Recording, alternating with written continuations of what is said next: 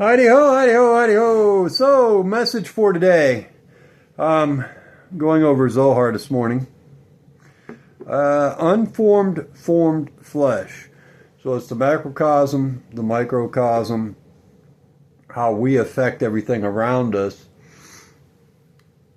including other people, but we also affect the ether, the ebb and flow of life itself.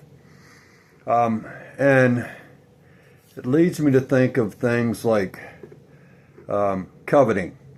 So we're not supposed to covet what belongs to our neighbor, but there is a positive and a negative to all things.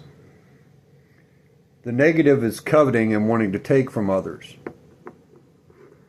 not to benefit the masses or to benefit Torah, not for heavenly reasons, but for selfish reasons.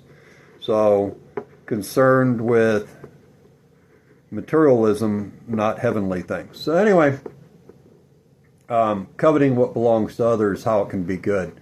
So if I covet to have knowledge, wisdom, and discernment, well, that belongs to our Ima Abba.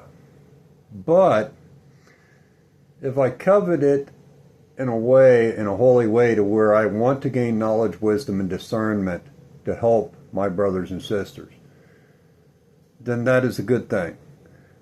And it does come down to what is in our heart. So is it to rule over others, or to control others, or to racketeer from others, or whatever? So anyway, those are my thoughts of the day. But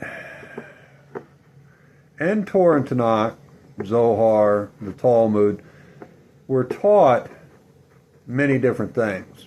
And we have to learn to look at things from other people's perspectives and where exactly they may have got their thoughts from.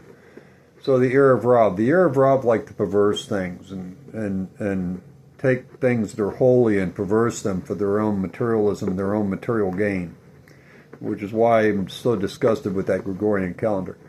So the story of Moshe, well, that first off is something we have to understand is every one of the character traits inside Torah and Tanakh is a character trait that we can have within ourselves.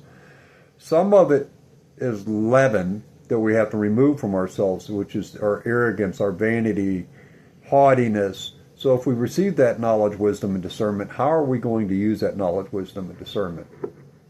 Anyway, it's taught that Moshe comes back in every generation. So HaMashiach is here, always here.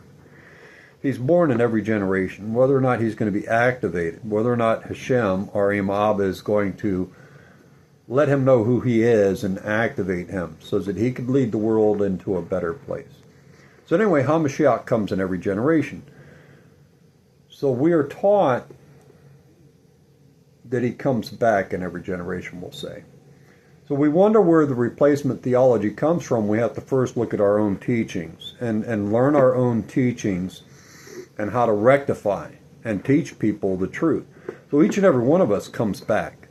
Each and every one of us comes back to do a tikkun, a rectification. That's the first thing everybody needs to understand. We all come back. We've all been here before. Some may be new. There's souls, but the biggest majority of us have been here before. So anyway, the minister of forgetfulness smacks us when we come out of the womb and makes us forget who we are. So anyway, HaMashiach is here in every generation. So that's where the replacement theology got that. It's from us. It's from Torah and Tanakh.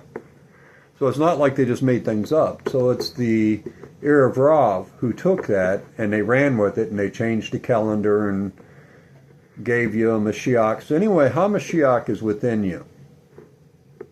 And that's what you should strive for. And it's not to be vain, and it's not for your own haughtiness, and it's not for your own gain, and it's not so that you can have leaven inside your own heart, because you have to learn to kill out the ego of the beast. So that's the message for today. The unformed, formed flesh is what we build up within ourselves. But it ultimately all returns to the atoms and it belongs to our Ima Abba. God bless. Much love.